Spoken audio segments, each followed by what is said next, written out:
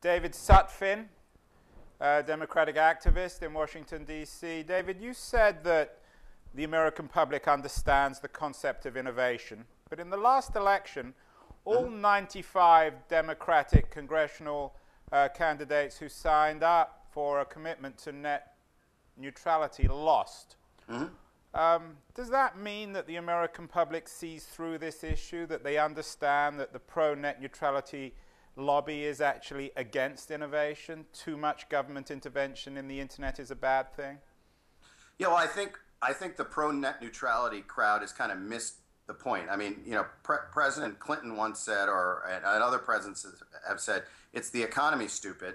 And I think that that applies to everyone. I don't care whether you're a progressive advocate who supports net neutrality or a conservative Tea Party member. At the end of the day, it's the economy that matters to people. And so I actually think if you were to go out onto the street and talk to any average person, the place where they see innovation happening in the most concrete way is in the wireless environment. I mean, every day, I don't know about you, you can't walk down the street now without seeing somebody looking down, you know, playing with their, you know, BlackBerry or their iPhone or their Droid or you name it. And I don't know if you've seen the new Windows Mobile 7 ads, but they kind of make a joke about that. So I think but remember, we're in San Francisco. We're a little bit behind Washington, D.C. when it comes to technology.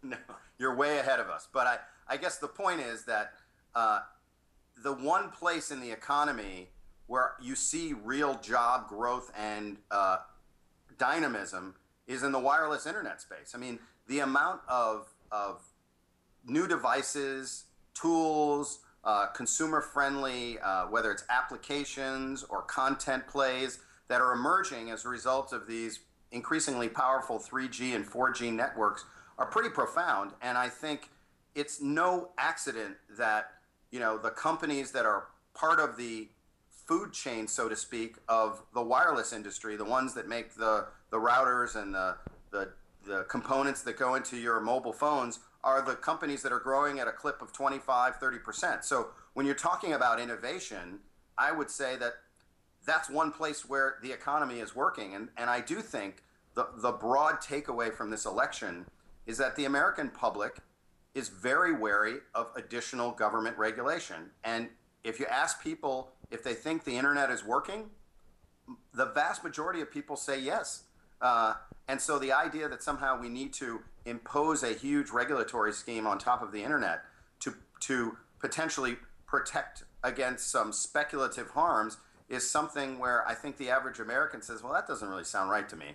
And I think that's why 95 of those members lost. I bet you if they spent more of their time talking about jobs and how we're going to get out of this recession more quickly, they'd have done a better job. I mean, you're a progressive. You used to represent Senator Edward Kennedy. Correct. Is this a problem, though, for the Democratic Party, that they've been taken over by these radical internet activists who are not able to understand what the majority of Americans want when it comes to internet policy? Well, I guess my firm view is, and this is true on both sides of the aisle, is that, you know, the extremely far left progressive side and the Tea Party side, you know, play, I think, an important role in the political debate.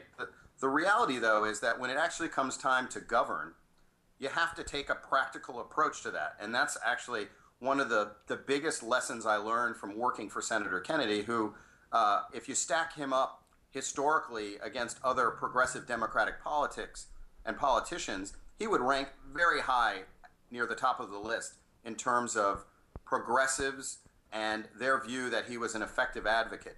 Yet Senator Kennedy was the first person who would, if the circumstances required it, strike a deal in which he didn't give up his principles, but he got half a loaf, still grounded in his core principles, and then waited until the next fight to get the rest of it. And I was on a panel recently here at a conference focused on communities of color, and I made the analogy to the long, hard fought around civil rights.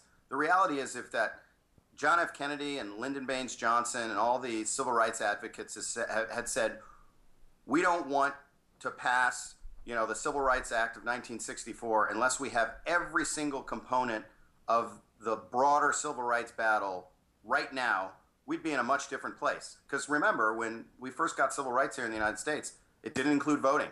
That came later. So I think for progressives who feel very strongly that we need to be continually pushing this envelope, I think they are, in the long run, hurting their cause by not realizing that change comes incrementally. I mean, President Obama learned that lesson the hard way over the last 2 years and has said himself that sometimes I feel like we may have gotten our policy out of whack with politics. And we need to find a balance where you're still holding true to your principles, but you're understanding that you work in an environment where you have to make compromise. And particularly now that Republicans are going to control the House of Representatives, that's going to be even more important.